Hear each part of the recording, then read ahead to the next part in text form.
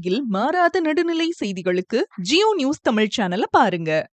விருதுநகர் மாவட்டம் சிவகாசி அருகே உள்ள வெம்பங்கோட்டை ஒன்றியம் முத்துச்சாமிபுரம் குண்டாயிருப்பு உள்ளிட்ட சுற்றுவட்டார பகுதியில் ஏராளமான பட்டாசு ஆலைகள் இயங்கி வருகின்றன. பட்டாசு ஆலைகளில் வெளியேறும் பட்டாசு கழிவுகள் முத்துச்சாமிபுரத்திலிருந்து ராமுத்தேவன்பட்டி செல்லும் வழியில் அமைந்துள்ள ஊரணியில் கொட்டப்பட்டு வருகின்றன. இரவு நேரங்களில் பட்டாசு கழிவுகள் இருப்பது தெரியாமல் புகைப்பிடித்தால் விபத்து ஏற்பட வாய்ப்புள்ளது.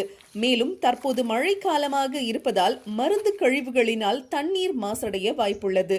கால்நடைகளும் நீர் அருந்தக்கூடிய பகுதியாகும். தண்ணீர் மாசடைந்து விட்டால் கால்நடைகள் தண்ணீரை குடிக்க முடியாத நிலை ஏற்படும். பாசனத்திற்கும் தண்ணீரை பயன்படுத்த முடியாது. மேலும் ஊரணி நிரம்பினால் தண்ணீர் வெம்பங்கோட்டை அணைக்கு செல்லக்கூடிய வகையில் வரத்து கால்வாய் அமைந்துள்ளது.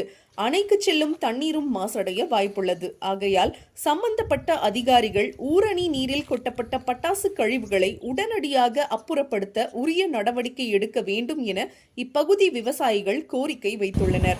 மேலும் இது போன்ற செய்திகளை உடனுக்குடன் தெரிந்து கொள்ள ஜியோ நியூஸ் தமிழ் சேனலை மறக்காம சப்ஸ்கிரைப் பண்ணிக்கோங்க.